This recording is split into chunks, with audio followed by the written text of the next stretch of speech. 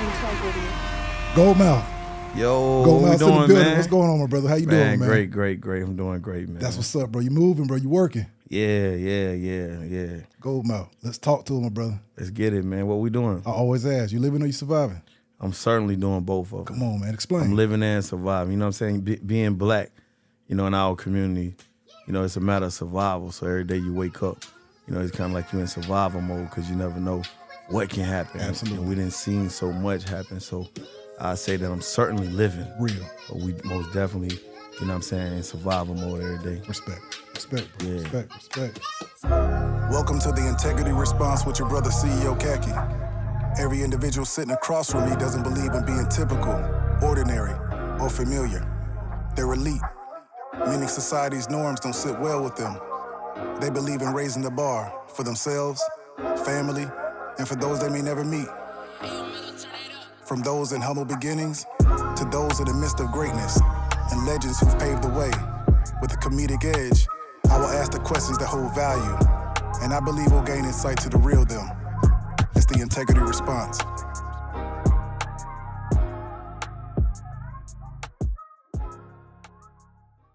Goldmouf, let's take him back, bro. Let's take him back. So before rap, before entrepreneurship, before becoming an author, at the age of 9, what did you want to be? Man, I always wanted to be a rapper, actually. For sure, You know what I'm for sure. saying? Like, I was watching Jermaine Dupri do his thing with Chris Cross, and you know what I'm saying? I had a love for hip hop way back then. For some older brothers, things like the Fat Boys, Absolutely. and, people of that nature. You know what I'm saying? Like they was doing the hip hop thing. My older cousin was rocking out the Run DMC. For sure. I never forget when they made that Rock This Way album. Absolutely. I mean, Rock with Rolling With the Stones, I think. bro. Yeah. Collab. Yeah. Made the biggest collab we ever And, seen. later on, Jay-Z ended up, replicating that, doing the same thing with Linkin Park. Absolutely, bro. So, you know what I'm saying? I go back with the music and I always aspire to make music. Real. So you mentioned your older brother. Is it just you and your older brother? Nah, we got 5 other sisters. by Gotcha. my mom, Okay, you know for what I'm sure. saying? So y'all deep. So it was like 7 of us. Well, actually, one of my sister passed of cancer. But yeah, my brother. So I got an older brother. For sure. Yeah. So he influenced me in a lot of different ways. Absolutely. As far as music, Real. The culture, Absolutely. dressing, fashion, etc. So I got a lot of my earlier influences from him. Real. How much older is he than you? My brother like almost 7 years So old. he was like, big brother dad in a sense. That's a big gap Yeah, between. until I became the big brother. Gotcha. You know what I'm saying? Because I seen, I watched him do a lot of things, and he gave me a lot of game, but I felt like it was certain things I can add to what he had gave me. Gotcha. And I end up, that's how it is. You got the teachers and you got the students, and sometimes the students excel beyond the teacher. Absolutely. You know what I'm saying? At a rapid rate. Yeah. That's real, man. So let's take him back, man. 478, Duncan Block, Mactown, Macon. Yeah. What does all that mean to you? I mean, that's the hometown. That's where I was raised at, man. I think, just growing up in Macon, it makes you the underdog. You saying something. Because, the smaller towns, we are generally overlooked. The Augustas, the Macons, we overlook. the Granges. When you're thinking about Atlanta, when you think about Georgia, you think about Atlanta. Absolutely. And so a lot of talent that's in the smaller towns kind of be overlooked. You know what I'm saying? Until you move up to the big city. And that's the thing about everybody who mostly live in small towns. They had an aspiration to move to a bigger city. Absolutely. So they can pursue their careers or pursue their dreams. Did you know early on, you was like, big bro, or Atlanta's gonna be the move? Like, did you know early on? I mean, I knew I had to get the fuck up out of Macon, cause in my city is murder, kill. It's a real violent pocket of gangism and set tripping. So I knew I had to get the fuck up out of Macon. Gotcha. You know what I'm saying? At some point, I didn't necessarily know if it was gonna be Atlanta or L.A. or New Gotcha. York, but I knew it was gonna be a big city with bright lights. Absolutely. Because I wanted to be a part of that light. You are Macon is kind of like, people don't really look at it like a hub, but you are almost a halfway point between Florida in Atlanta, in a sense. You know, It's Central Georgia. Yeah, don't guys from Valdosta kind of migrate north up towards y'all too? Yeah. Absolutely. It's like you know, Macon is got it. You know, it's got its own type culture, own swag. You know what I'm saying? Like even now, we don't really follow a lot of the trends. You know, we pick up some things, but you know, people try to keep everything Macon, the originality of being from Macon.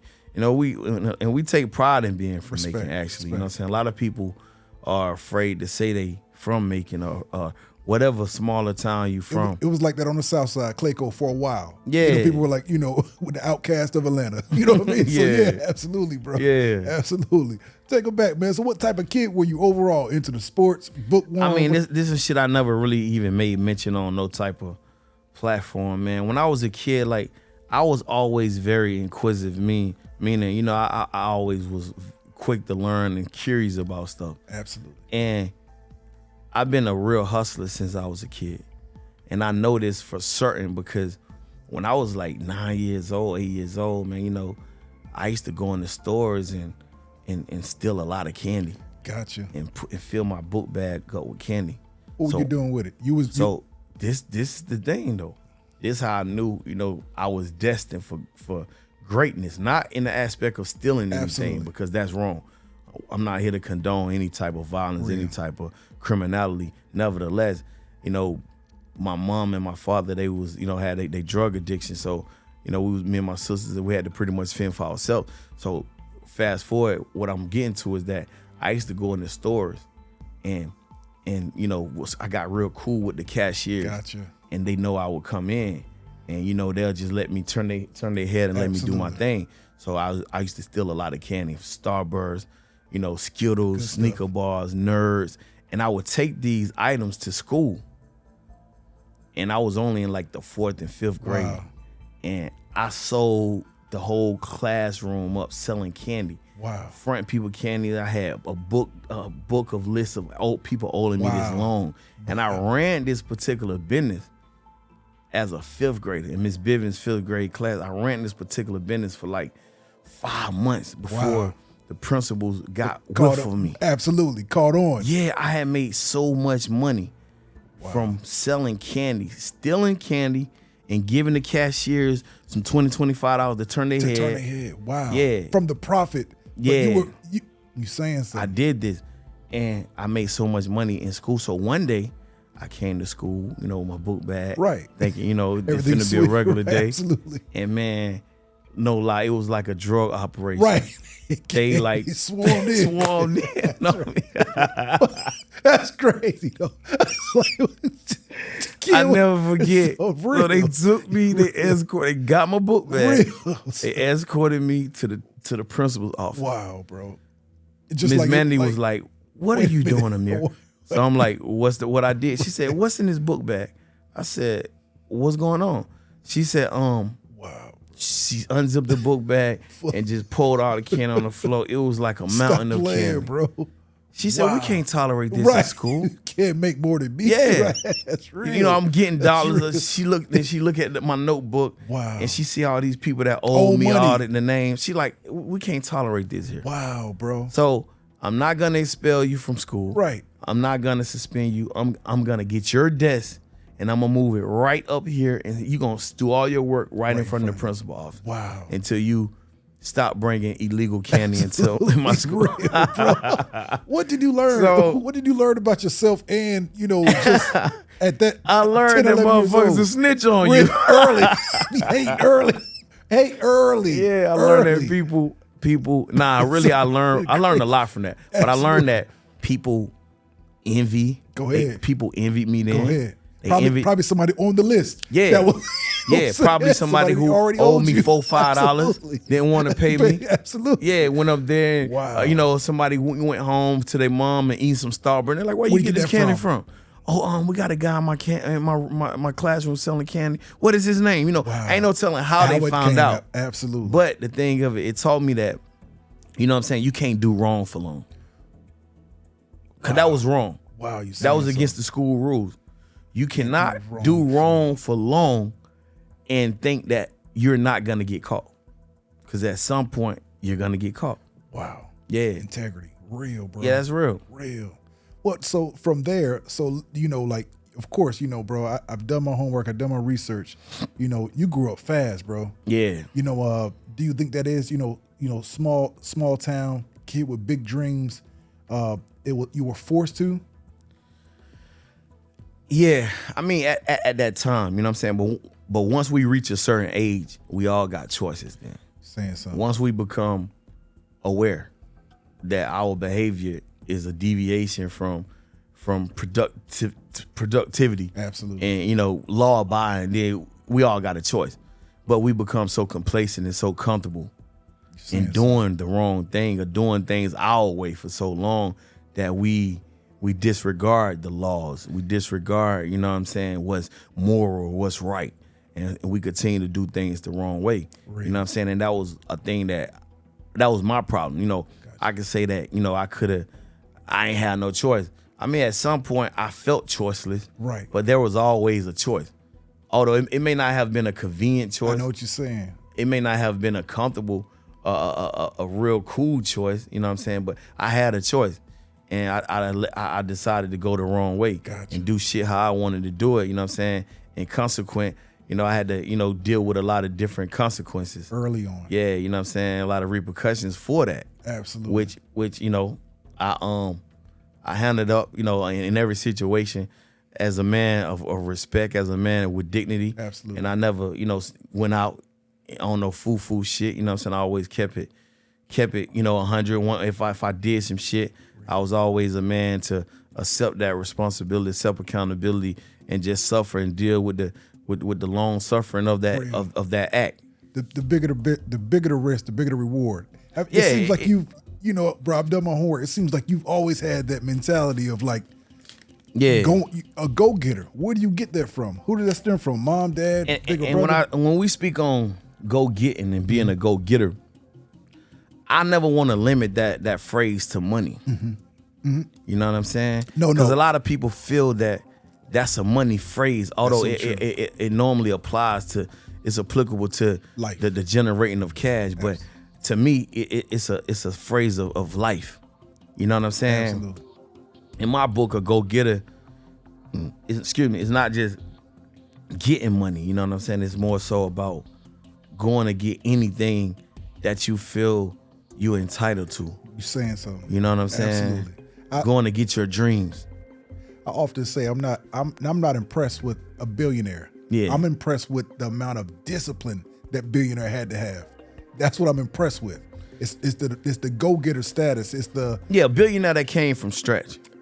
Not no motherfucking billionaire who got their shit handed down Rothschild. from generation to generation. Absolutely. You know what I'm saying? I'm not impressed with just the status alone being a billionaire.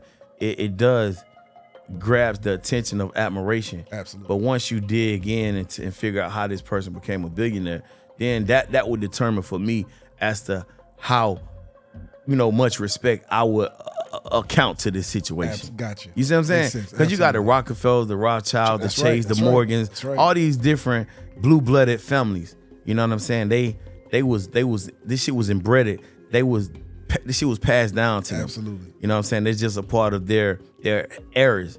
So in those type of situations, I don't really respect those people because the motherfuckers, they are the forefathers and mothers and pioneers of the transatlantic slave trade. That their whole wealth is built on the bloodshed, the blood spill of Africanism. You know what I'm saying? So I don't really respect that. But however, a lot of knowledge, if you got a Jay-Z, you know what I'm saying, a nigga like that who, you know what I'm saying, came from the motherfucking Marcy Project and became a billionaire. Shit, nigga, that nigga did that shit from the stretch. Absolutely. He may piss a lot of niggas off in the process, but nigga, he got it from the stretch. But Goldmouf, like in all reality, like it's 1,000, it's 100,000, it's 1,000,000 motherfuckers looking at you the same way, bro. Like just doing my research, bro. Selling books, becoming a multimillionaire on your own, doing it, getting it out the mud, bro. Not allowing circumstance to keep you below. Yeah, bro. Like that is inspirational, bro. Like it's not about the billion, and it's not even about the million. It's about like you persevere. It's bro. about the perseverance. Absolutely, man. Bro. And that's hard to do. Man, it is so motherfucking hard to persevere and maintain integrity and dignity when you going through severe hardship. Motherfuckers will do anything under real pressure. And you'll never know you see what I'm until that saying? pressure comes. And you will never know who you dealing with until they are under real deal pressurous situations. You can sit around all motherfucking day and bet on your homegirl, bet on your homeboy. I know he wouldn't do this. I know she wouldn't do that. But you don't know that motherfucker until they get up under some real motherfucking pressure. And then you'll see the true identity of that individual. Being who you are, what you've been through, I wanted to ask you early on in this interview, man, like, does it make for you hard to trust? Because you didn't switch up, you didn't fold, how do you see the world? It makes me hard to trust mankind. You know what I'm saying? Because even prior, but I'm gonna use a experience in prison, you know what I'm saying, that I encountered. But you never really know people. Excuse me, you don't know an individual until you see their last act. Meaning that a motherfucker ain't who you know him to be until his last course of action. Gotcha. You see what I'm saying? You know what I mean by that is this, right? You know how you may have a neighbor. You've been seeing Mr. Davis his whole life. Right. Or whoever. Boom, boom, bam. And you think you really know Mr. Davis until you motherfucking look on the news and you see Mr. Davis been going to jail for child pornography. Wow. And he's got several child molestation accusations against him, etc. So you be like, God damn. But to me, he was just Mr. Davis. He was just Mr. Davis. And it's really tricky too, because Mr. Davis over here in this community could be such a motherfucking, can be such a leader, such a real influential, positive person. But he can go to another community and be the motherfucking devil. Real, bro. You see what I'm saying? Kind of like Adolf Hitler. I heard people saying, man, some horrible shit about him over here. You're saying something. But in this other area, they said, man, this motherfucker was like a savior to everybody. Wow. He came over here, fed, shelter.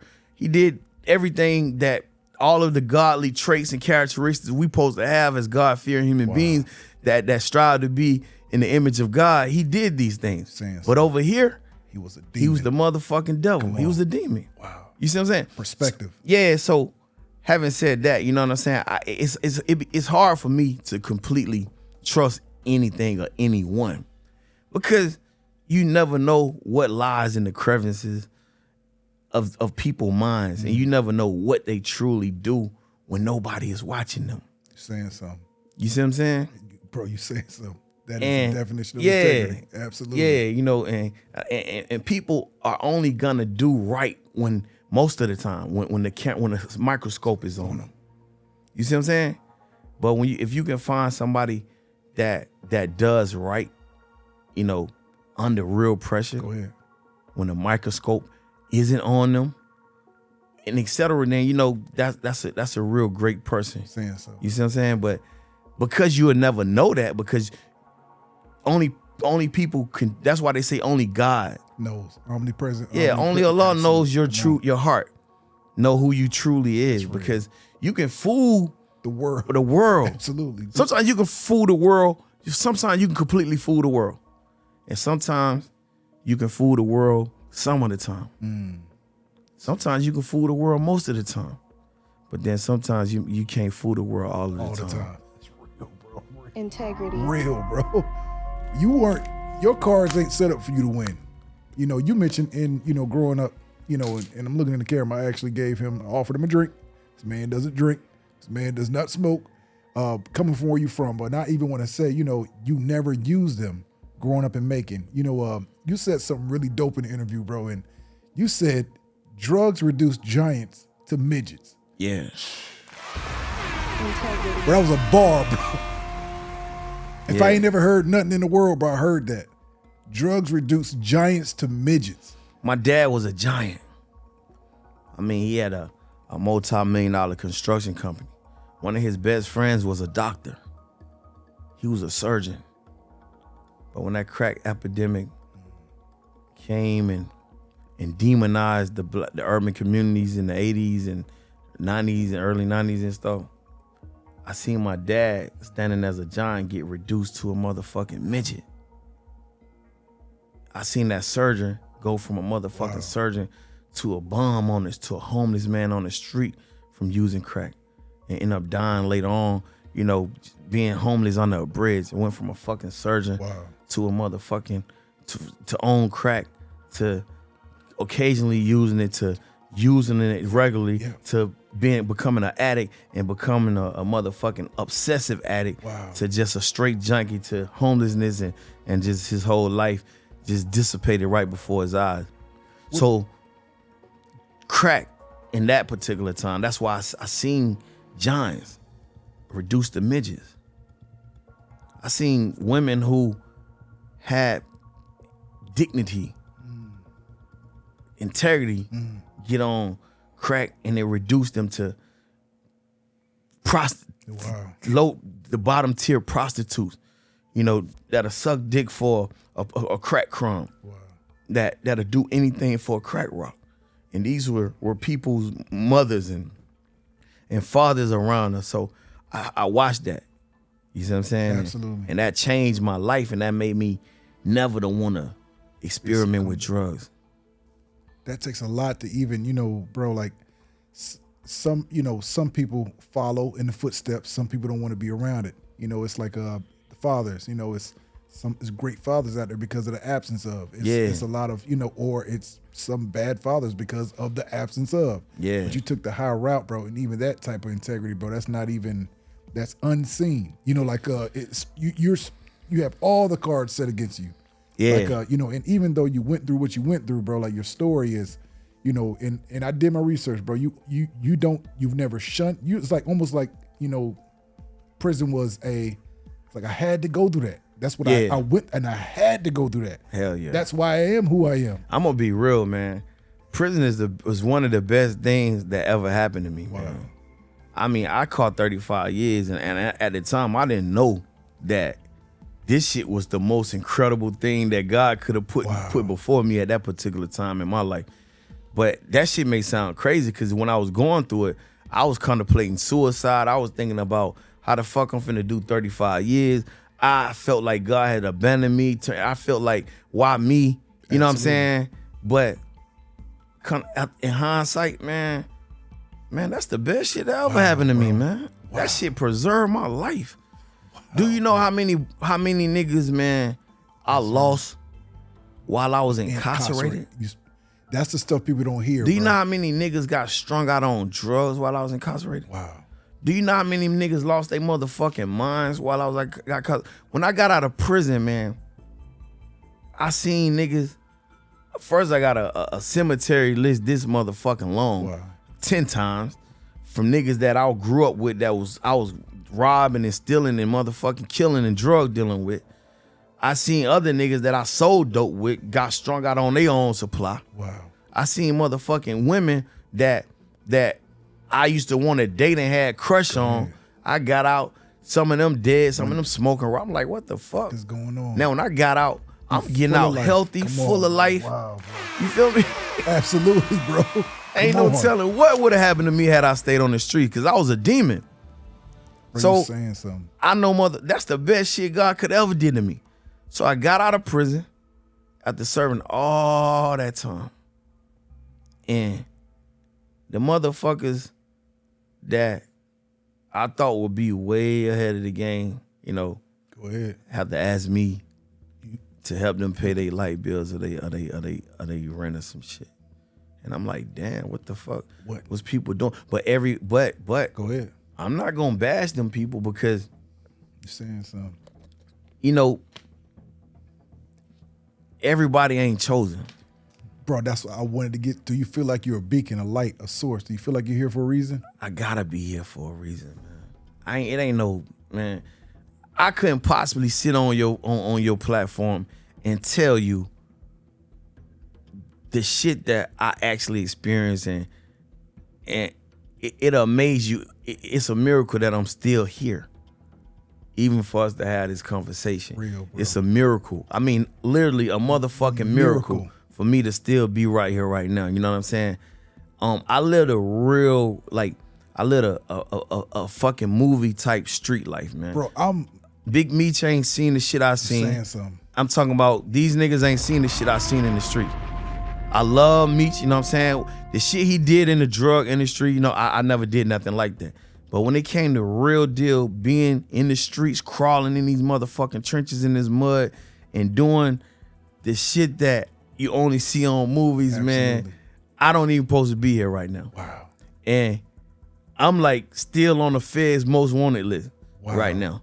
So it's like, it's crazy, man. So these niggas ain't you know, it's a different type of life. And if I was able to reveal, you know, my actions in certain capacities and during certain stages in my life, it'll blow your mind.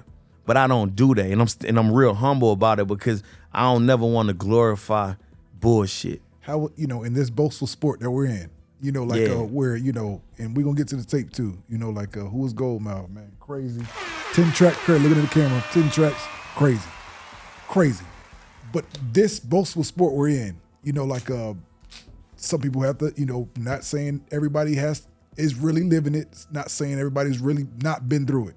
But, you know, when I was in the 6th grade, you know, like I was worried about cutting grass on the weekend, you know, and I know through your story, you was in the streets heavily. This is when you exited and you was in the streets, bro, like really like doing it. Yeah. You know, like, so how, you know, of course, ain't nothing fabricated. Nah. And we all know through history, this hip hop is, you know, it gravitated young Jeezy towards you as well. We know, you know, we know the story.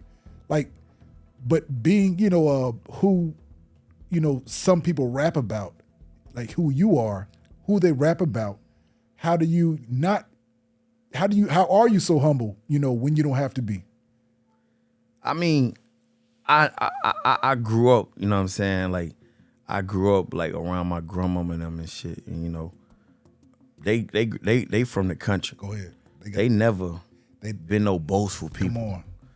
They didn't know what a motherfucking Louis Vuitton was. You know what I'm saying? Even I go down there to the country now, ask my people what a motherfucking Emilio Pucci or Burberry is, they're gonna be like, what the fuck is that? They gonna think you talking about a cake or a pie or some shit. You feel me? Absolutely. So it's like, go down to my motherfucking auntie no house and say something about Burberry. They gonna be like, what kind of pie that is? What kind of pie you want me to cook you up? That's real. That's real though, bro. That's real. But that humility, bro, like. And yeah, you know what I'm saying? So I never felt the need to really, especially, man, I'm confident in who I am, most of all. Go ahead, bro. Respect. I'm very secure. I don't be tripping about, you know, a lot of stuff that people trip about. And when you confident, when you truly know who you is, you really don't have nothing to prove. Only if a person ever seen me online produce some money shit, some old lame shit, it's because I just did that shit, you know what I'm saying? Because that's what these people do. That's what the flock needs. You know yeah, they want to see me with money. They want to see me with this shit on my neck. This shit don't make me. It don't make this big. I mean, for real. Saying something. It don't make me. My chain's way bigger than your chain. But you know what though? That shit don't make me no better than you. Saying something. You might got a motherfucking reservoir of some money I never even motherfucking can imagine. And I'm walking around here with these big ass chains on, and my motherfucking vault could be empty as fuck. So, niggas, I really never gave a fuck about trying to prove to niggas that I got it or that I'm living like that. I just live the life. You just, bro, you say it. My little brother Ralo always be telling me, shout out to Ralo, put it in their face. Absolutely. Put it in their face, Gold. Pop your shit. That's what they are. Everybody tell me that. They say, man, you too humble to be in this industry. They say, pop your shit. I said, man, I don't want to do that. They be like, you got to post. I said, I don't want to do that. Because I ain't used to that shit. I know what bro. You know what I'm saying? Absolutely. It started out as, you know, being Mystique. You might get a few posts. But, oh, man, you know, but now like you gotta show you're outside damn near 2 times a day. Because what you're doing nowadays, you promoting and marketing a lifestyle. Absolutely. But I never liked it, that shit. Gotcha. You see what I'm saying? Reserve. And you know why I never liked it too? Go ahead. Because I was truly raised by some real motherfucking OGs, and they always taught me to stay off the camera. Don't take pictures. Don't put your business out there, because if you do, the feds will be coming to get you. Saying something. And that shit never really left me, because you got to think, every time you post something, thousands and thousands of motherfuckers watching what you're doing. So true. If you post your cars, then you let niggas know what type of cars you run around in. Absolutely. If you post your jewelry, you let niggas know, damn, okay, he got that jewelry, so I know it costs this much. So anytime I see you, I get the ups on them. It puts you in harm's way. You know what I'm saying? So I really truly believe in privacy. Absolutely. But being in this industry, I can't be completely private. You have to. So if I got motherfucking, like right now, if I got 8 cars, you may only see 1 or 2 cars that I got. Because the other 6 cars or whatever, I don't need niggas knowing what I'm in. They gotta be off the grid. Come on, bro. Absolutely. If I can't convince you with these 2, come on, then bitch, that's real, bro. That's real though. I'm dead. You know what I'm saying? Absolutely, that's real, bro. Yeah, but I don't need niggas knowing the shit I'm riding around in. I can't even be comfortable, because now everybody know, kind of like Young Dolph, you know what I'm saying? Yes, bro. The homie had the camouflage cars. Right. So a nigga knew that when they seen one of those cars, he was there. Likely in that car. More likely he was there. Bro. Or if it ain't him, it's one of his people. Absolutely. So either way, if you hit at that car, you touching home base. Absolutely. You see what I'm saying? And I never wanted that shit. You know what I'm saying? Because unfortunately, as a black man, we have to live like that and be thinking on that level, because we are under attack.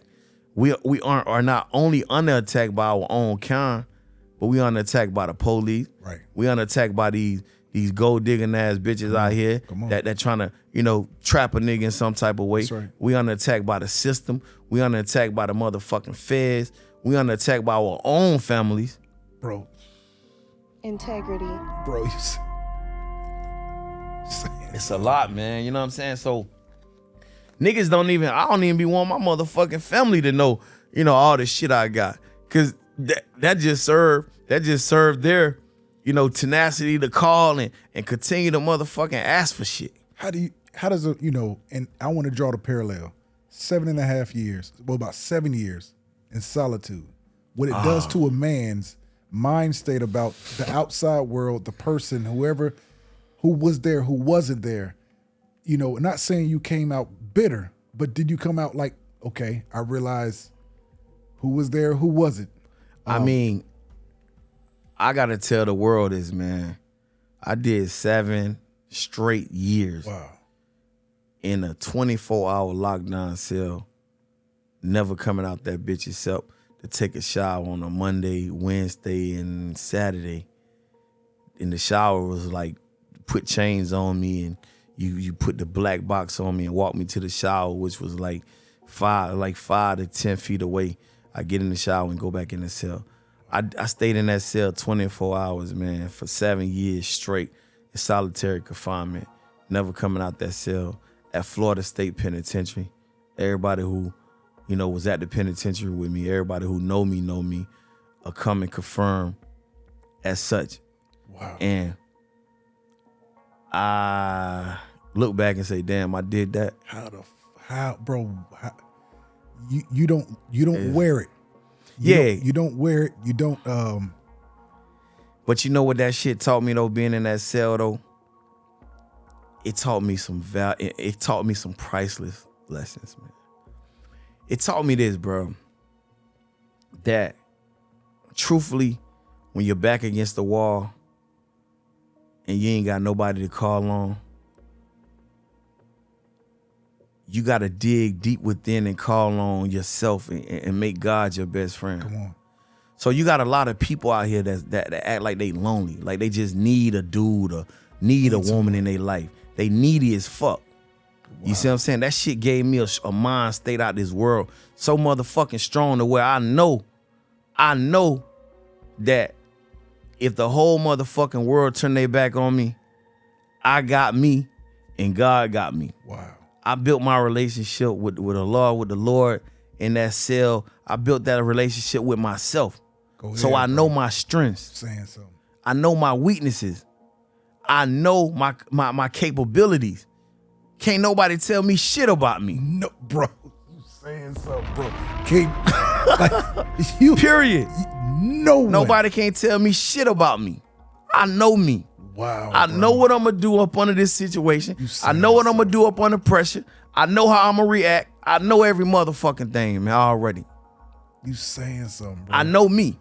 See, you got some people, they don't even really know themselves. Who they are, bro. Like, they don't know what they gonna do if they get motherfucking, if you put in a place and all you can eat is sour motherfucking potatoes and spoiled ass rice like they used to feed me every day. They don't know what they'll do if the motherfucking white folks came and stripped them and put them on strip in the wintertime when it's freezing in them goddamn cells and then you ain't got no clothes on in that motherfucker and they put you in that bitch for a week straight and you damn near motherfucking getting hypothermia and all that shit. Wow. And you getting caught the flu and pneumonia because you in that cold ass cell on all this steel and you ain't got no cover. They don't know how that feel. They ain't never felt that. At FSP, it was inhumane treatment. Wow. It was some shit that I couldn't even imagine being allowed to happen in the United States of America. I was seeing Hillary Clinton and all these people going to different countries talking about the dehumanizing situations and conditions in these different countries, and right here in America, we was being tortured at motherfucking FSP, man. And when shit being done, we was being stripped of all our motherfucking clothes. They was feeding us sour ass motherfucking potatoes and rice and bread, molded bread, and throwing that shit in a flap and getting the fuck on, and all we can do is eat it. My stomach had to adjust to that shit. That shit was used to be so stinky when it first used to come in the cell, but I learned how to eat that shit, man. I learned how to eat that shit. I learned how to motherfucking, endure with the coldest temperatures of being on strip for no motherfucking reason. No reason. And getting sprayed with motherfucking gas, tear gas and shit. That shit burning all over your skin. You can't breathe. All types of shit a nigga dealt with in there. So ain't no nigga on the street, ain't no nigga nowhere can tell me a motherfucking thing about hardship and suffering, man. Bro, you saying something. They can't tell me shit about it. They can't tell me shit about it.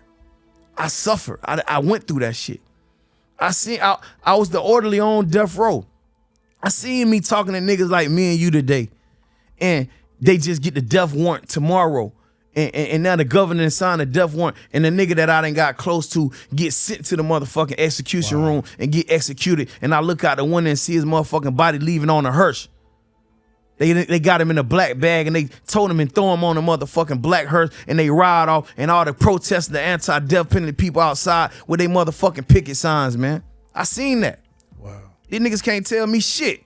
When it come to credibility, when it come to having to live a street life and living the shit and being a man and standing on a principle and consequence, and you ain't gonna hear no dirt on my name. Every motherfucking way you go in the United States of America, when a nigga mention my name, they gonna mention some solid shit, and if they ain't there, fuck nigga, they can suck my dick and cause they hating. Straight up. Wow. All my day ones, I'm still good with all my day ones right now. I can pick up the phone, call C.R.E.W.L, call Cole, call Kick, call any of my day ones, and they gonna give me what the fuck I want. And I ain't never sold out. Never. Bro, how do you stay in this game as real and as honest as you are? You know what you're dealing with. You know what you're dealing with in this game. How do you do it? And also, why do you do it? Cause I feel like, man, the platforms that this game provides, man, we can utilize them. Absolutely. To open up a lot of other doors and influence people in a positive way, at the end of the day. You feel me? This is just a footnote. I know, like author, course motivational speaker. Bro, like this is a footnote and a way in, but I know this is, bro, your life, just like you said, bro, like I'm always remember you saying that, like the reserve. I felt like God reserved my life. You know what I'm saying? Like, bro, like in a sense, reversed it. Your current age, I know, like I did 5 years in the military. I still feel like I'm 30. I feel like I lost years of being a human. Yeah. Do you feel like you're younger than who you really are? Yeah, I do. I know you do. You got to think, man. I went to prison when I was, you know what I'm saying, then 19 years old, Real, you know what bro. I'm saying? And so when you go through that experience, you kind of go through a time warp and things kind of pause for you. Although, you know, the years are steady going. When it comes to, you know, the things that you never got a chance to do.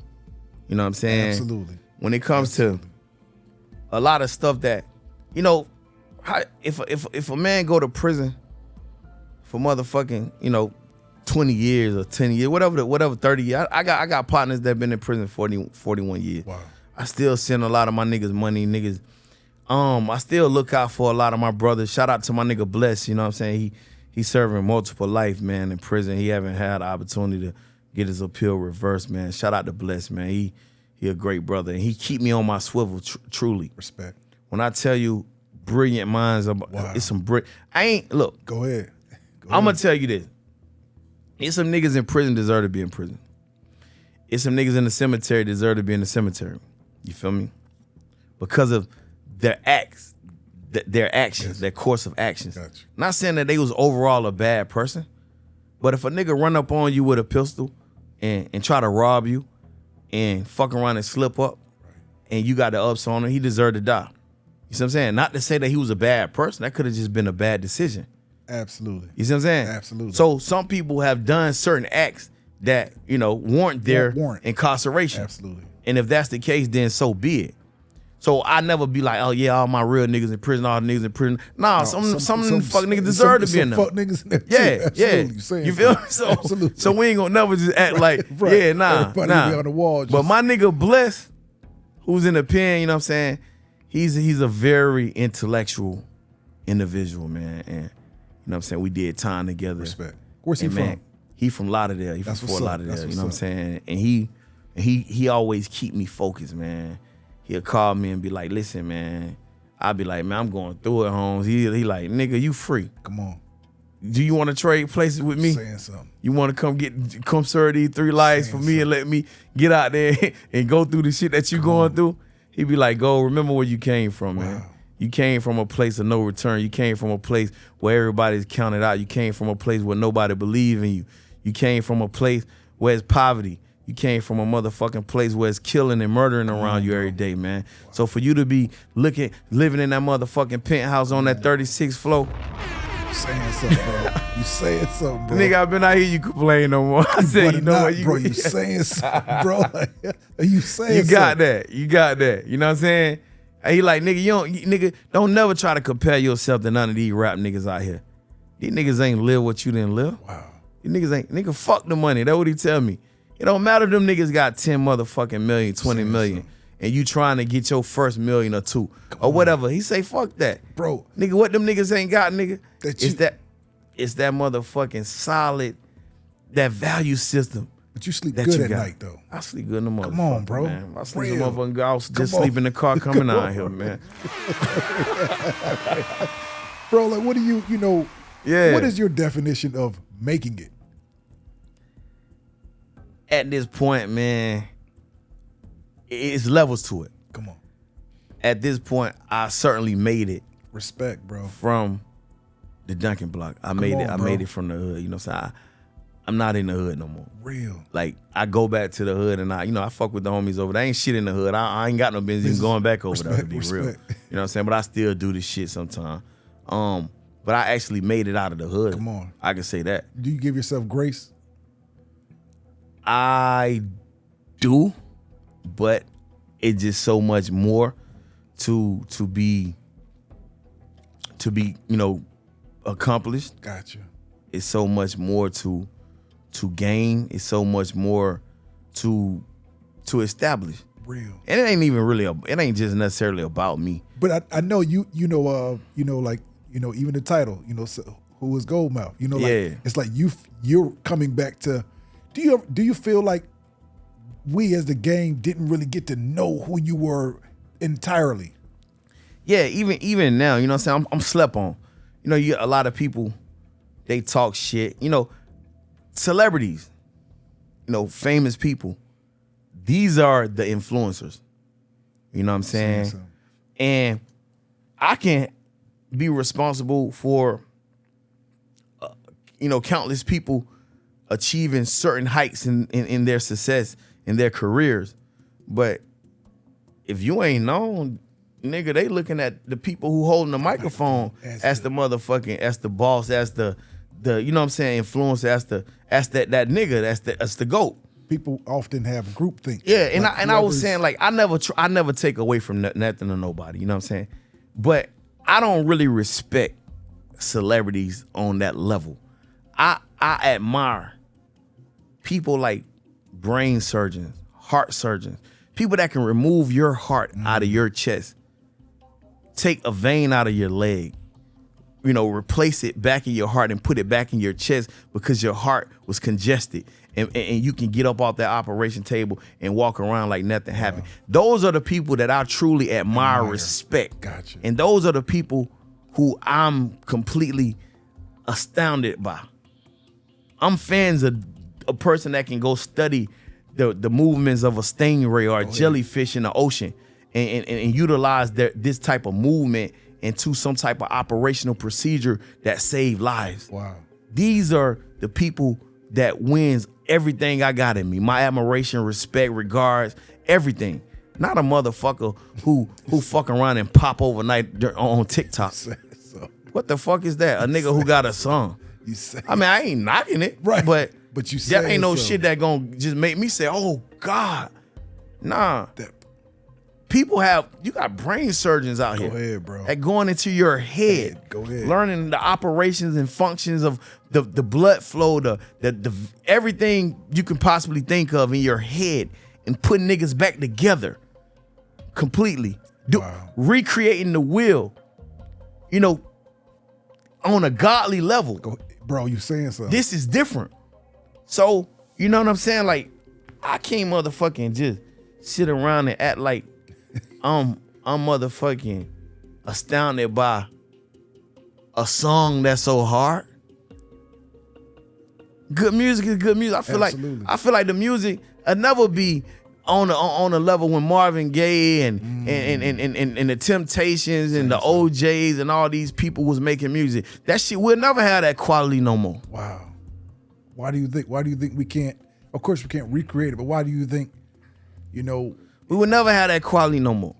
And you want me to tell you why we'll never have that quality? Because every motherfucking generation, the facts of life speak for themselves. Every generation, from your mama to your grandmama to your granddaddy to me to my kids to even the kids today, at some point everybody gonna put some Aretha Franklin, Anita Baker in that motherfucker. You got to. Luther Vandross. It ain't no way around that. So that tells you that this music has stood the test of time. Wow. From generation to generation to generation. So music ain't being made like that no more. I don't see a motherfucker Ryan listening to goddamn motherfucking, you know, Quando Rondo 50 years from now. You saying something, but you saying something. You're saying, you know what I'm saying? Something. What shit? Nah. Bro, you know, you were released at the height of the pandemic. This was maybe March or April. Yeah. What did you know? Like, this is some people's Great Depression. You know, this is 1930 to 40 to some people. You being released, and of course the music changes. You know, we're going through a whole different realm. You walked in, the first thing I told you was like, bro, that nostalgic feel you have on this tape, bro, like, it brings me back. It's an essence, it's a sound. Like, you're capturing it in real time. You know, like, how did you maneuver with this, you know, with intention, or is just who you are with the music? Nah, I mean, I just got in the studio, man, and it just did me. You know, I just wanted to make a overall solid project that had different vibes and feels. So, you know, if you don't like the trap shit, you can, you know, go to a different vibe, you know. Absolutely. I just wanted to put a good project together because people don't really know that I can really, people never perceive me as an artist. And I am an artist. Not just a rapper. Yeah, I'm an artist. Looking into the camera. Yeah. Track 2, Book of Life. Yeah. Check this song out. Crazy. Yeah. Crazy. Bro, you spitting front to beginning to end, bro. Like, how did you, giving them that type of tone? And that's the last song I did for the album. Wow, that's because crazy. I didn't. That's crazy. That's crazy, bro. Yeah. My little nigga Sinatra, shout out to little Sinatra, he'll produce. He was like, go, man, you gonna do one of my beats? And I was like, man, fuck it, I'm gonna do one right now. Bro, that's hard. Shout out to Sinatra, man. It was a bar on that track. You said, in just who you are, I want to take this. You said, I know it's probably hard to love me because I'm misunderstood. Yeah. I know you, if anything I took from that song, that's what it was. Yeah. Like, bro, like, I know you misunderstood, bro. Like, I know bro, number one, your intellect, everybody can't get up and write a book. Yeah. Plenty of books. People can't do these type of things. Like the exterior versus the interior, the man versus, what we give. You like, bro, like all this, like we both got, we know what we're doing. You know what I'm saying? Like, but we know where we're going. Yeah. We know our audience. You know what I'm saying? Like we know what it is. And that statement, man, to be real with you, when I made that statement in that song, I felt that from many different aspects. Go ahead. I felt, it's kind of hard because it's hard to love me because I'm misunderstood. Meaning, even in relationships. Gotcha. You know what I'm saying? Like, you can have a relationship with a woman, and she want to impose her ideology, her perception of what a relationship should be, and how she want on you, and you just ain't moving like that right now. So now she hates you because you're not moving how she envisioned her, the relationship that you should have with her, and how at that time. Absolutely. And so it's kind of hard to love me because you want me to marry you, but right now I'm dealing with post incarceration. Bro, you saying I'm trying to like absolutely. Yeah, I'm dealing with a lot of different stuff, and I'm trying to get my shit together and right. But you want to be married to me. You want to be, have exclusivity to me. And right now, I just want to be free. Bro, and I ain't saying being free just to fuck bitches. And, no, that ain't what I'm saying. No, I just need to be free. I've been because bound. relationship. Go ahead. I've been it bound. comes with Go ahead, bro. Relationship comes with rules and regulations. Bro. I just got from up under a fucking 20 years of motherfucking rules and regulations. Please. You feel me? So that's real, bro. So it's like, real. I don't need no more rules. I don't need no expectations for nobody. Real, bro. I don't need that shit in my real, life. Bro. You know what I'm saying? Absolutely. So now, if you don't meet these expectations, it leads to disappointment, right? Absolutely. And now disappointment leads to what? Anger. Anger leads to, you know what I'm saying? To the breakup. Hate. Absolutely. To the hate. Absolutely. And then when a motherfucker hates you, they'll do anything to destroy you. Wow. So it's like, damn, why you doing me like this? Why we can't just like, why you can't understand? Are you really, like this new man, since the pandemic came out, you're really straightforward, aren't you? You don't sugarcoat shit. You just like. I don't like to be rude to people. So I can tell you certain things. A lot of times I use parables. I use like analogies and shit. Smart. But I don't really like to just say, listen, blunt, nigga. Like be blunt. Right. Yeah. Absolutely. Fuck you, get the fuck from me. Unless you ain't getting the picture. Gotcha. If I say, yeah, man, I think it probably be, time for us to gonna go home or something. And then, we're gonna go. If I have to kind of like, nigga, go home. Get the fuck gone. You know what I'm saying? Absolutely, bro. Because then you ain't getting it, and you ain't allowing me to be the gentleman. Right. You're not allowing me to be nice. You know what I'm saying? And I feel like, not just in relationships. I feel like love, like it's hard to love me because I'm misunderstood. Like I'm like a real underdog. You see what I'm saying? And even in the Jeezy situation, you know what I'm saying? A lot of people, they don't know me. Bro, but they got a problem with me because of the Jeezy situation. I know what you're saying. But it's like 100% I know what you're saying. Don't hate me because, that was a personal situation. You know what I'm saying? And it wasn't I don't hate the homie. We make decisions and we have to, you know, we have to act on certain shit as a man. Not saying who is wrong or who is right, but one thing about it, we gotta definitely come to a mutual agreement and conclusion of the affairs, however it comes. In the Bible, it says in business, be men. Yeah, you know what I'm saying? Like we just being men. But when niggas, like I say, when niggas have certain celebrities, certain fame, they can't do no wrong. You're outcast as a hater. You're outcast as a hater. Who who you know, like bro, like people, you know, it's WCW, bro. People got favorites. The niggas that admire these type of people, that look up, that's fans of these people, they'll hate you more than the person will. The person will call you on the phone like, yeah, man, you crazy as fuck, man. Hey, I fuck with you. But the niggas out here like, oh, fuck that nigga. He such and such and such and such. You know what I'm saying? The tribe. But fuck him. The real, bro. Yeah. You have to have tough skin in this game, bro. How do you measure? How do you stay, you know, of course, you know, like your relationship with Ralo, bro, Muslim brothers, man, y'all on a different level, elevated wise anyway. How do you stay grounded while staying elevated above the mess? I think most of all, man, like I said, I did them 7 years in solitary confinement, and I know who I am. Come on. So, you know, everybody got an opinion. Everybody got a finger at the tap of a keyboard to make comments and shit. But that shit don't mean nothing to me in real life. Real, bro. Nigga, I ain't gotta get I ain't gotta get no likes on my page, bitch. I know I'm living good. Come on, bro. You know what I'm saying? Wait a second. You saying so? What is your favorite number? My favorite number is 7. Completion. Yeah. Real. So, you know what I'm saying? Like, I don't let a lot of shit affect me, because at the end of the day, is that really paying my bills? Or does this have anything to do with my daughter going to private school? Come on, bro. Wow. You know what I'm saying? Like, what significance does this shit really hold? Is it really real? Is it a bunch of niggas over here talking about another nigga? Cause you can easily change the trajectory of the love and hate you get. That's a fact.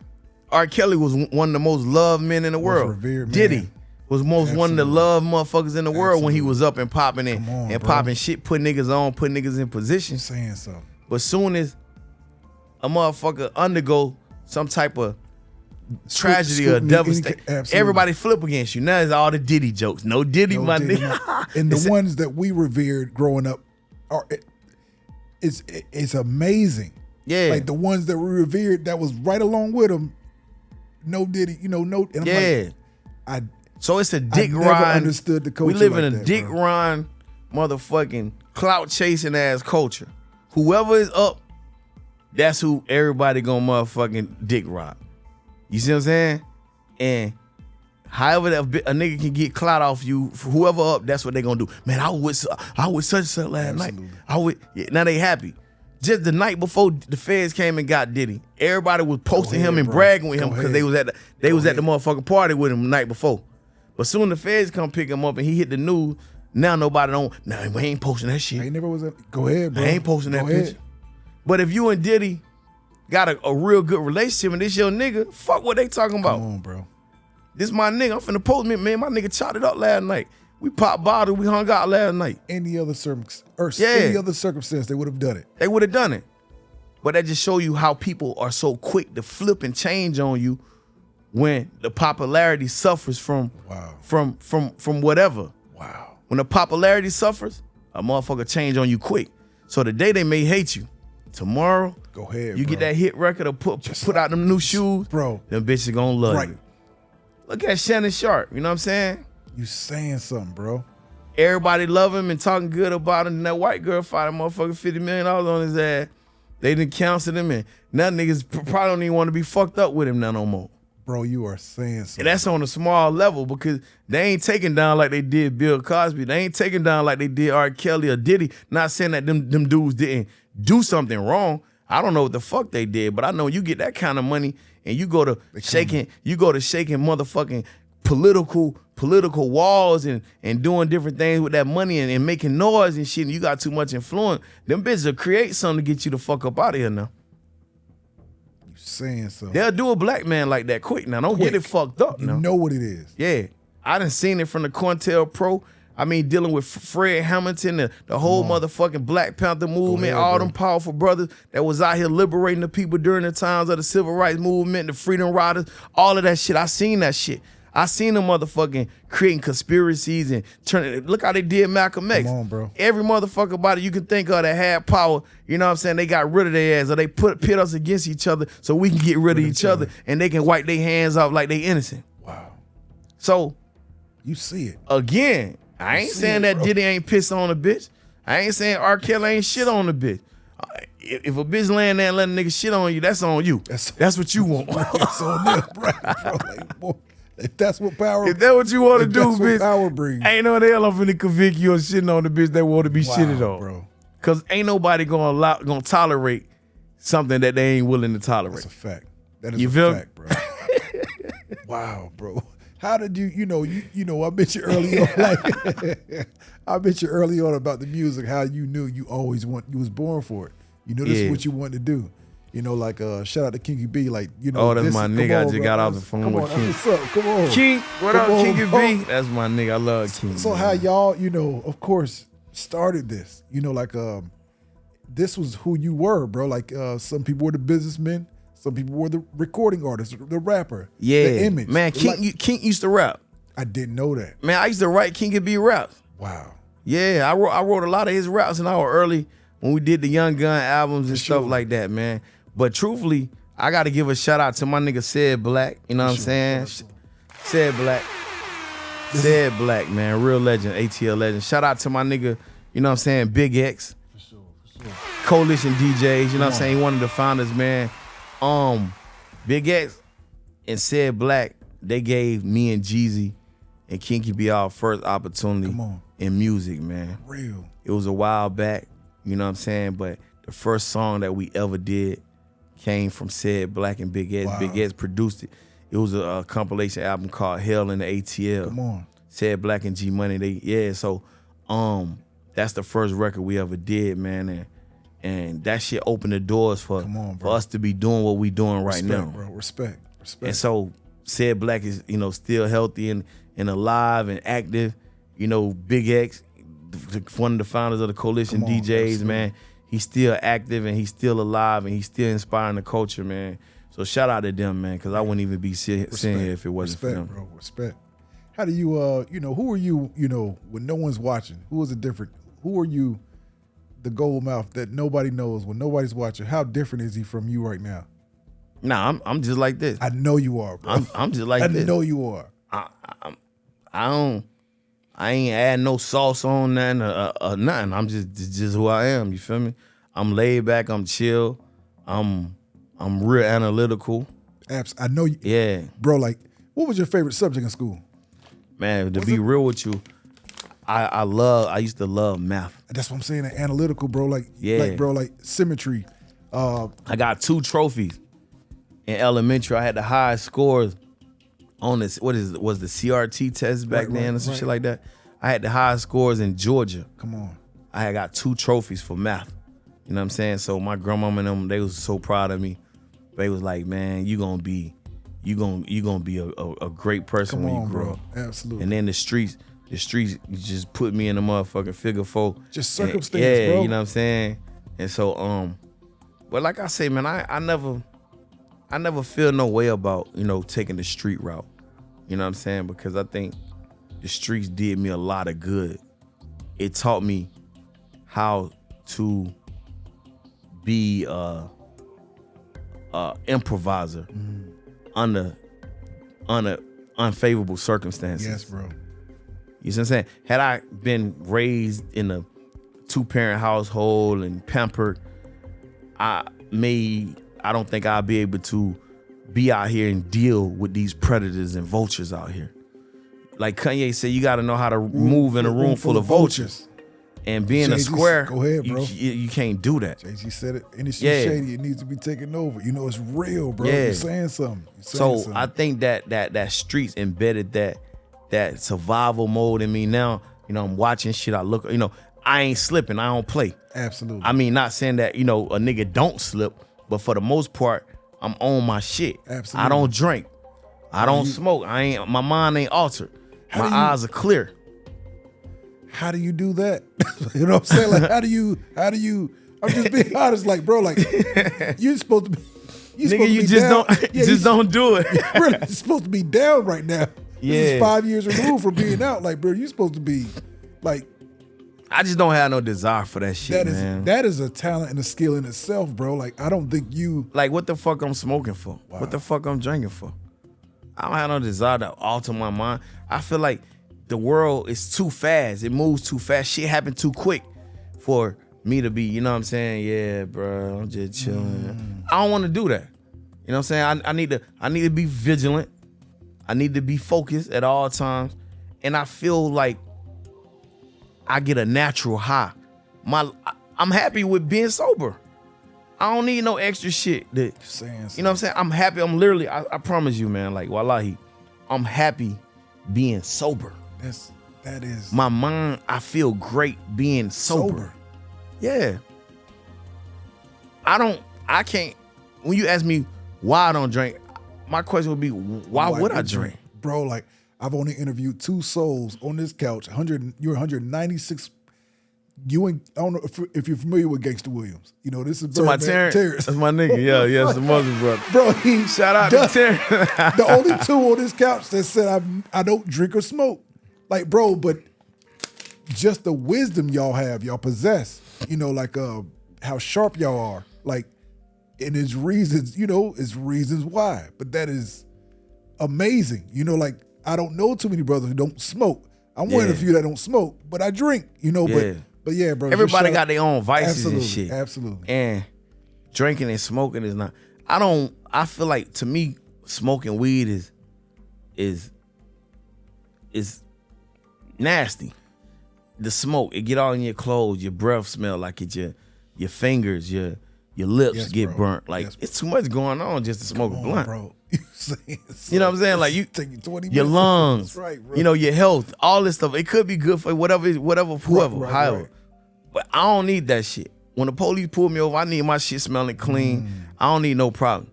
Drinking, I don't need to be mentally altered.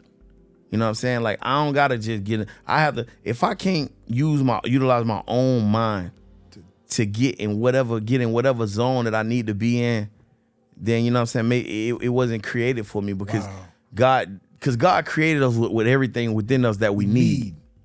Yeah. This is what we want. This is what we want. That is something that mankind created in order to alter certain mind state.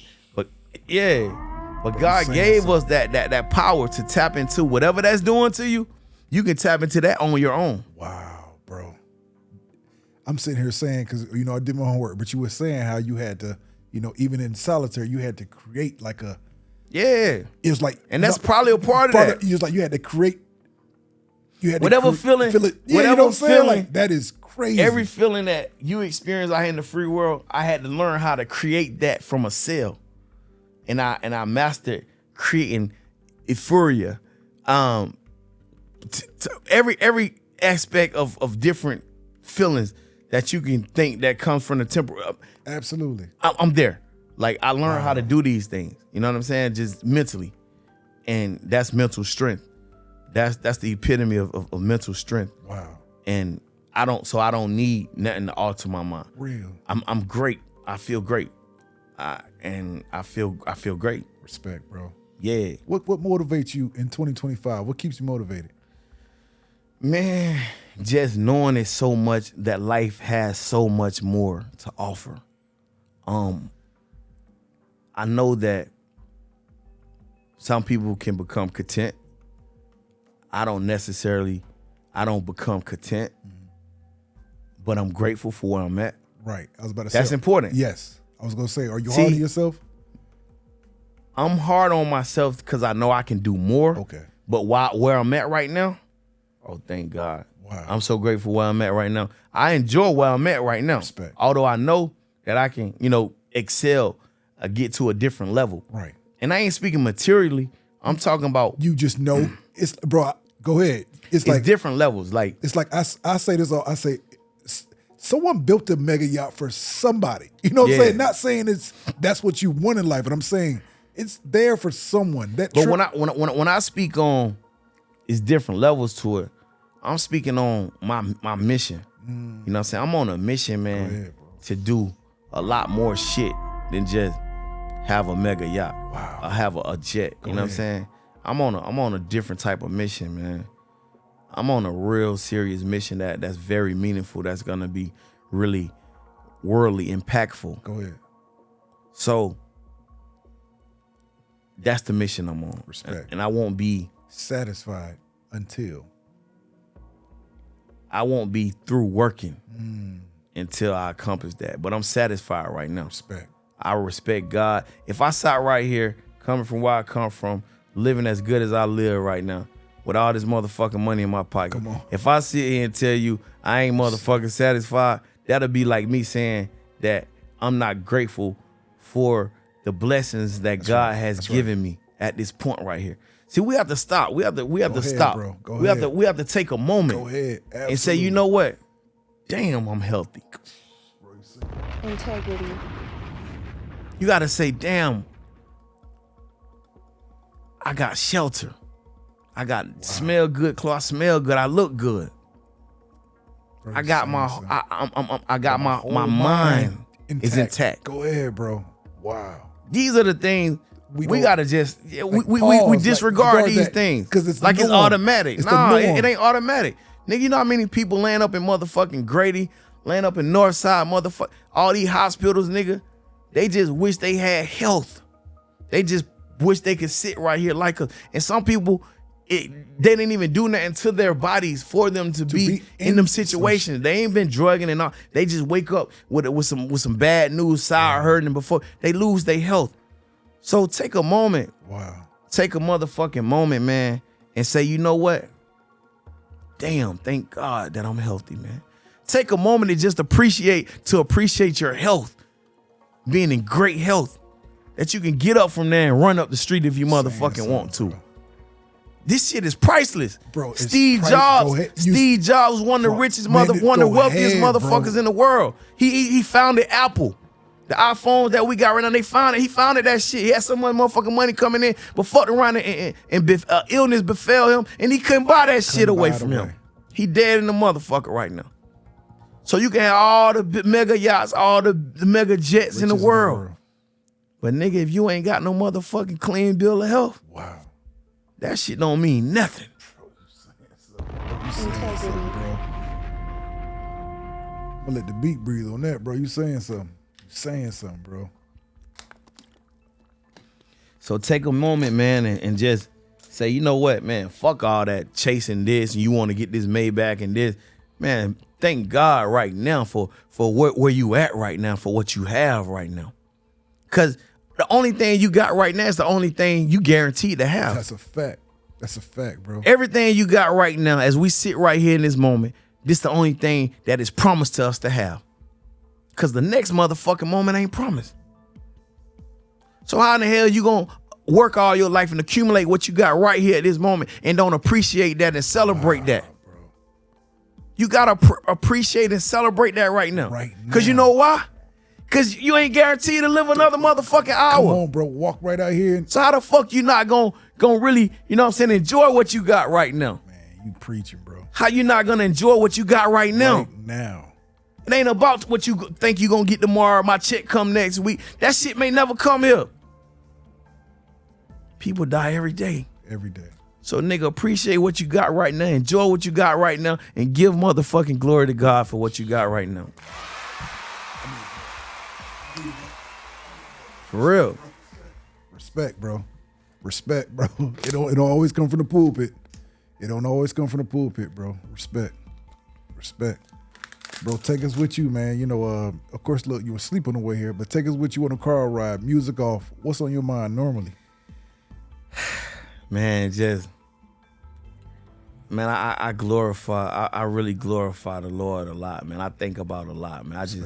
I'm always thinking, man. You know what I'm saying? I'm always thinking. Tiffany was just, as we rolled up here, she was just saying, you don't want to listen to no music? Come on, shout out to Tiffany. Tiffany in the building. Hey,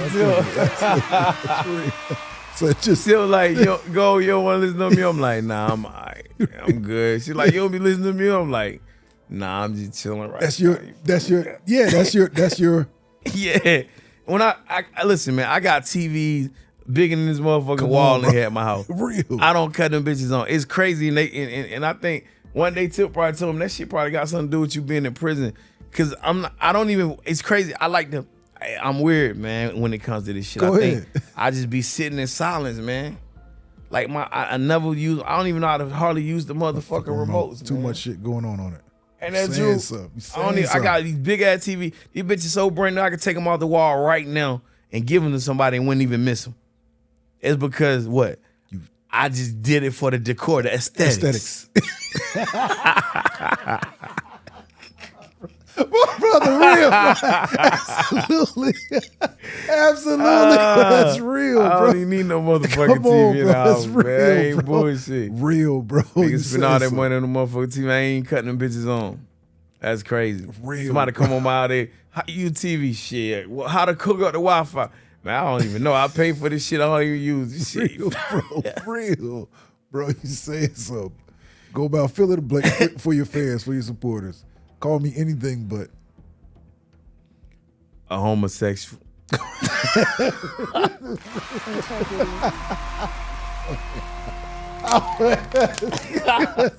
In the snitch. Real, bro. Real, bro. Real. Fill in the blank one more, man. In the last year, I've grown to love.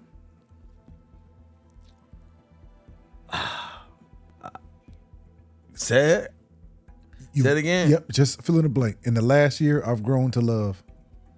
To read more. Respect. Yeah. Respect. I love music more, you know what I'm saying? I think I got a better love of my own music. For sure. You know what I'm saying? Yeah. Bro, you know, who was Goldmouf? You know, we spoke on it, man. Like, just drop 8-8. Yeah. Just drop the project. Yeah. 8-8. Come on. That's why I was asking what your favorite number was. Because you dropped the 8-8. I was like, okay, go. It got to be 8. She dropped the 8-8. Come on, for sure. That's what's up. Yeah.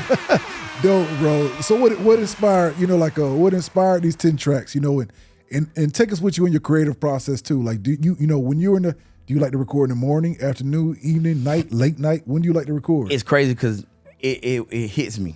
I could be laying in the bed at 3 o'clock, be like, damn, man, let me hit my engineer, see if he at the studio. You know what I'm saying? So the urge to record comes differently for me. Gotcha. You know what I'm saying? I may have some on my mind. I may hear a beat, something that sparked that thing in me, and I say, you know what, I'm about to go to the studio. But I always want to just make, you know, some good music. Absolutely. Some music people can vibe to, you know what I'm saying? And like this record right here, it got, you know, some trap tracks on it, you know what I'm saying? But yes, sir. I'm completely like straying away from trap, that type of music, because I'm a lot more than just a trap record. You know what I'm saying? Bro, you speaking in these records too. Yeah. You speaking in them. I want to do more heartfelt music, more music on the tone of Book of Life that you spoke on. Absolutely. Yeah, I want to do more music like that. You know what I'm saying? Because I don't wear my emotions on my sleeve, and I hardly ever delve into a lot of my past experiences, and people want to hear my story. Bro, that's what Goldmouf, bro, like just who you are. When I do the research on y'all, man, and I sit back literally between 6 to 10 interviews I watch, yeah, you know, literally over the course of 2 days, bro, like that picture you paint vividly in your interviews, your music, bro, you're cheating us. I promise you, bro, like, you're and you know what? Introspective person, bro. You know like, what's crazy? Like my music don't even really reflect 1% of my intellect or anything. Real, bro. A motherfucker never know for real, like, you know, how deep my mind goes. They'll never understand. They have no idea. You know what I'm saying? But I know I couldn't do the intellectual rap shit because it ain't gonna go nowhere. Look how they do the Nas's in the comments. But you know. But I can. But what I can do, I can speak to the people. Yes, I can bro. go into these different, you know, facilities and these different institutions, and I can speak to the people. When I say institution, I ain't speaking just prison. I'm speaking on colleges. Go ahead. I'm speaking, you know, on any type of situation that involves an audience of people. Absolutely. You even mentioned, I think your baby girl. It can be InvestFest. Come on. You know what I'm saying? It could be any of these things because I'm qualified. Absolutely. I specialize. Come on, bro. In talking this shit because I live it. I live it in real time. Yeah. Who are your biggest influences in the game? You know, you mentioned growing up, you know, like, of course, you know, you Run DMC, you know, but even if they're not your, you know, your counterparts, your actual, you know, your classmates, who did you revere growing up or even to this day? Man, I'm going to say this, bro.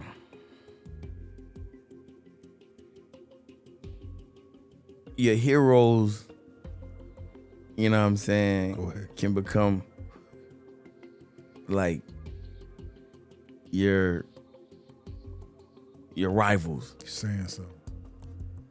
And I said that to say this, like a lot of people that I had respect for and that I thought was that, once I got into this industry and I met them and I learned about who they are and stuff, I lost respect for them. Bro, you saying something, man. So it's kind of hard for me. Like, man, they let me down, man. Yeah. It's kind of like the song that I think J. Cole did. He said, let Nas down. Yes, bro. Nas let me down. However that go. You know what I'm saying? Respect to the brothers. I'm just trying to paraphrase. Right. But a lot of times that's what happens. You meet these people and you be kind of like, you know, geeked up about them, and then you kind of find out, damn. Go ahead. I ain't gonna say that. No, you say, go ahead, bro. Like, I had to look over there because you were like, man, why you do that? But yeah, you look at these people, you meet these people, and you say, damn, this person ain't who I thought he was. But I respect a lot of things that certain people have done. Right. You know what I'm saying? I respect, like for instance, I use Ralo, for example. Sure. I respect that Ralo, you know, delved into the real estate. Absolutely. And you know, he's becoming a real estate mogul. Absolutely. Broadening at this time. Building the portfolio. Yeah, I love that. I love that. You know what I'm saying? Like, I love that for him. I love that for the culture. Absolutely. Because he's encouraging other brothers to, you know, buy a house, buy a piece of property, buy some land. You know what I'm saying? Absolutely. And that we can actually see.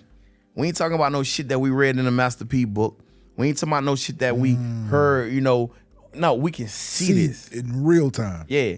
So examples like that, you know what I'm saying? I respect that. I love that for him. I love that for the culture. I love that for whoever he's influencing with that example. Absolutely. When it comes to marriage, I don't know what goes on behind anybody's doors. Right. Cause tomorrow, you know, we can see some shit on social media that say these people aren't together anymore. Right. However, I love the black beauty and love of Barack and Michelle Obama. Come on, bro. Absolutely. The union. I love the union. Absolutely. Even, you know, the Jay-Z and Beyonce. That's right. You know what I'm saying? But Barack and Michelle are more like just regular people in their marriage. Yes. And so I can relate to that more. You see yourself ever being married? I have been in a situation. Okay. That I found myself, you know, trying when I was in prison. Okay.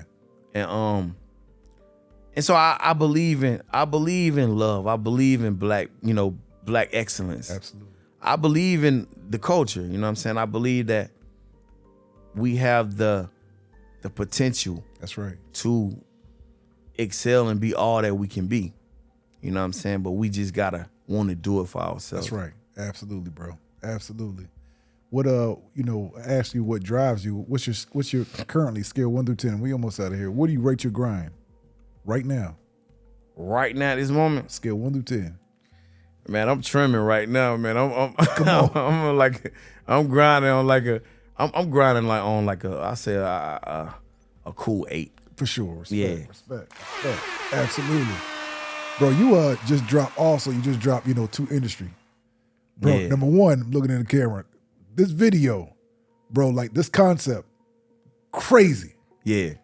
Bro, like the production matches, you know, the horror singing matches the video. It's ridiculous. Bro, did you come up with this treatment or how did this? Man, I shot the treatment.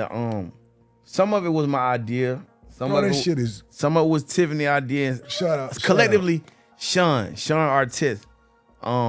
Me, Sean, and Tiffany, we came up with this idea, and it came out the way we wanted. Absolutely. It to come out, you know what I'm saying? We had to do some tweaks to it here and there, but ultimately it came out the way we wanted it to come out. And it would have been better had we released that bitch during what the holiday called Halloween. Yes. Yeah. But no, like still pushing. Yeah. That is a vibe, bro. It is it's like, and that's what you say, like, don't call me no rapper. You know what I'm saying? Like, bro, like, yeah, I'm an artist, man. Like, bro, you're painting a picture vividly. And I'm like, I wasn't expecting to see that visual. Yeah, that's a hard visual. Crazy. Bro, that's artistry at its finest, bro. Now, I encourage everybody to pull up a tab right now.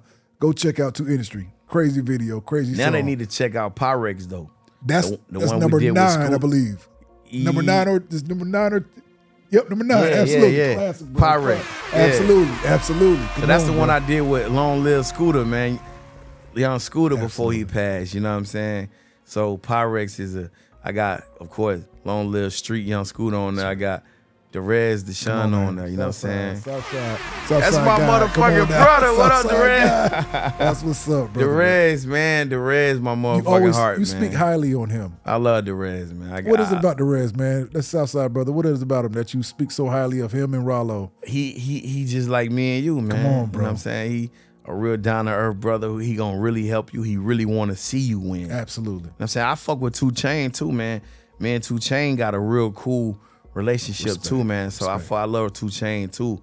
You know what I'm saying? It's a couple rappers, man, that, people, men in the industry. Absolutely. Men in the industry. Come on, bro. That happen to, have the talent of a rapper. Come on. To, that I fuck with. You feel me? Derez, we have this, Rex Road till we die. And he was raised by his dad as well. Yeah. And we both of our parents, at the age of 8, divorced. Yeah. So we have that same similar story, man. Like just, from Rex Road, Clayton County, Southside, trying to make it out, man. Making it out. Derez is the champion. Michael Montana are champion. Big A Prado champions in the city. Yeah. We just revere them in Clayton County, man. That's but hard. Yeah, absolutely, man. Absolutely. That's hard. I mean, and Derez, man, that's my nigga, man. That's my brother. So we locked in. Respect, bro. That's what's up. Southside, Absolutely. Southside Come on, bro. Absolutely. It's one track on my album though. It's called Who Is Goldmouf. That's the one I did with OG Bigger Rankin. This is the first song. Intro. Absolutely. Intro. Man, I love when I link up Come on, bro. Come on, Bigger. Come on, bro. Bigger. Did you call Bigger? Let him know we. I forgot to call Bigger. But Bigger, shout out to Bigger Rankin, man. I'm sorry I ain't at trapping in the basement right now, bro. I'm sorry about that. But me and Bigger, we always link up, man. I think that's gonna be my tradition, kind of like what him and Lucci got going on. Absolutely. Like every time I drop a record, man, at this point I'm gonna go get Bigger, make sure he do his one too. Put his sauce on the record, man. Me and Bigger did that motherfucking Who Is Goldmouf, man. Come on, bro. And he just went crazy on the intro, bro. man. Absolutely, bro. Come on. So that's one of them bangers, man. As soon as the album come on, Bigger set it off, set the tone for it. Absolutely. That's what's Shout up. out to Bigger Rankin, man. How's the perception been for this project? It's only we've been getting incredible feedback, man. On this people really fuck with the project. I'm happy with the project. Come on, bro. I'm picky as hell. I'm so critical. I can tell these is placed well. Yeah. The songs are placed well, bro. Like that is just like that. That's the math in Man, you. I gotta do it. My homegirl Yana placed. She made the playlist of the song. Bro, absolutely. I ain't know how to do it. It's placed well. It really is. It's placed well for sure. Yeah. That's real. So she did that, and I appreciate that placement because I had them shits all over the place. But she was like, man, we got to make this shit a vibe. It's a so feel. Like, it's a feel, bro. It's a feel. So really being is, that you bro. said that, obviously she knew what she was doing. Respect. Absolutely. We almost out of here. Goldmouf, are you, brother to many, legend, living legend, son in this game? Are you making time for yourself outside of everything else? Are you making time? Yeah. Like every month, every other month, I just say, you know what? Fuck it, I'm finna fly to motherfucking Brazil. I'm flying to Thailand. I'm about to fly to. I just go. I go by myself. I don't take no girl with me. I don't need to have no girl with me. I go by myself and I go explore the world, man, because that's what God. That's why God created us, so we can explore this beautiful earth and just get a real good living experience while we here. I was just about to say, that's that part you said, I'm living and surviving. I'm living. Like real, bro. Yeah, I done been to like 25 countries, Come on, bro. Since I've been out of the chain game, man. And I ain't got financed by no record label, by no motherfucking production company. I do this shit on my own. I fly everywhere on my own motherfucking money, man. Come on, bro. Straight up. Yeah. Let me ask you this. Love or respect? Which one means most to you? I need respect, man. Bro, 99.5% of my guests have said respect. I gotta have respect is more important than love, because respect is gonna keep everything in line. It's gonna keep everything organized. See, you can say you love a motherfucker and kill a motherfucker. You saying so, See, bro. Marvin Gaye, daddy killed him. He said he did it out of love. Well, I don't need no motherfucker to love me. Don't kill me out of love. I killed him because I loved it so much I ain't want to see him out here on drugs. Respect me enough to let me live and help me out. You know, give me assistance. And if you don't want to assist me, okay, keep it moving. Love make people do real irrational shit. Bro. Bitch busting out your windows, bitch calling the police, lying on you. I mean, whatever. A nigga goddamn, everything comes with love. I don't need no love. I need respect. Respect me. What about time or money? Which one means most to you? Truthfully, man, I need time, bro. Real, bro. I can make some money with time and do time. I'm gonna make that I'm gonna get that bag. Absolutely. Time. If you give me enough time, that money gonna come within that time frame. But you gotta have time. You have to have time. You gotta have time to make money. And you respect time too. Yeah. Like, bro, like just how you broke that down in the middle of the interview, bro. You respect time. Like, the now, the present. I'm living. I'm here right now. Here. I'm talking about fully alive. Come on, bro. Respect, bro. Respect. Absolutely. I feel my arms. That's real, I'm fully alive. Real, bro. Yeah. With $100 million in your bank account tomorrow morning, what changes about you? What changes about me as a person? Nothing. But what you would see more of me. Because I have enough money to market and promote more of me doing positive shit. Absolutely. You see what I'm saying? That's when you'll hear, oh yeah, Goldmouf just built this motherfucking school over here and goddamn over here. You know, Goldmouf just put this recreation center over here and you know, different places and different things. So I'll be able to utilize my gifts, my purpose. Come on. In the way in which I'm working hard to do. You see what I'm saying? Because a lot of these people that we know, they wouldn't be considered great if they didn't have that bag behind them. Who the fuck would Jay-Z be without a bag? Without the bag? Just another nigga in March Projects trying to come up, who just copped another Benz like any other nigga got a Benz. You saying something. Who would these people be with? Who would Bill Gates be without the bag? He won't be shit. Another tech startup. Another nigga, another motherfucker that does tech. Out in Silicon Valley somewhere. Come on, absolutely. 8 out of 10 fail. Now, it's the money that makes these people, that make the world perceive these people as great. Because they can finance different projects. They can market the projects that they are financing. Absolutely. Which also molds the opinion and perception of the people to call them great. To consider them great. Goldmouf, when it's all said and done, what would you want for your legacy to be? Man, my legacy, man, I want people to actually just see me for who I am. Respect. And just let it be authentic. You know, I don't need no motherfucker like, you know what I'm saying? I just want to be helpful. Real. And assistant to others. You know what I'm saying? To humanity. Give back to humanity in some great form, whether it's through the form of inspiration, motivation, of knowing that you can overcome challenges and the odds that stacked against you, like never giving up, like being determined. You know, all of those vital things, man, those vital values that really matter, that keep us going, that keep the world spinning. That's right. You know what I'm saying? I want to be, known for that, remembered for that. You know what I'm saying? Not for being no motherfucking rapper or no shit like that. You know what I'm saying? I don't want to be known for being no motherfucking rapper. You know what I'm saying? But I wanna rap so I can, use that as a stepping stone to get to a higher place. Real. You know what I'm saying? God-given talent. Yeah, you know what I'm saying? I want to utilize all the talents that God gave me. I don't want God to wire me up a certain way and to be in vain. Yeah. I want to use this shit. Right. Absolutely. You know what I'm saying? God ain't instill love in my heart, not for me to love. You see what I'm saying? Absolutely. He ain't instill hate in my. He created everything within us. So whether it's love, hate, we got our own decision making process. He gave us the free will, absolutely, to make choices, love or hate. That's right. You see what I'm saying? And with those choices, he gave us the opportunity to experience everything. I know how hate feel. I don't like the way hate feel. Real, bro. So I choose to be over here on the side of love. Respect. And that's just what I want to do, man. I want to be remembered as a person that stood on the business, man, and really assist those around me, those in this world, and have a positive impact on the world, to motivate and inspire people to be the best them. Real.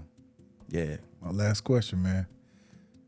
Your legacy or happiness, which one means most to you?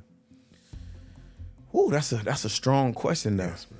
I've gotten about 50-50 on this question so far. I think I can forfeit happiness if my legacy is gonna continue to have a generational impact. I love that answer, brother. I can sacrifice, happiness if I'm creating a legacy that's gonna continue to help people in a substantial way, from generation to generation. I love that answer, bro. I absolutely love that. Yeah. If I was asked that, that's almost how I would have responded.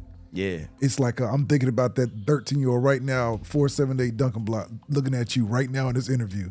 It's like, man, yeah, his legacy, I didn't know if he was happy or not, but his legacy made me want to go, you know what I'm saying, go get it. Like, because you got to think, if you aren't willing to make sacrifices, you know what I'm saying, to get to a greater goal, a greater reality, then, because if I just wanted to be happy, then that means I'm a selfish person. That means it's all about me. But I just told you earlier, it ain't all about me. You know what I'm saying? My legacy can serve to make millions of people happy. Wow, that was a bar. Integrity. That was a bar. Depending on what I leave behind. That was a bar. Goldmouf, as tradition on the Integrity Response, if you can reach to that bowl, grab one fortune cookie, open it, read it to your supporters, and just like that, we out of here. All right, cool. Yes, sir. I'm finna say some more Islamic shit. No. I got you. It's all out of fun. All out of fun. Absolutely. Sure.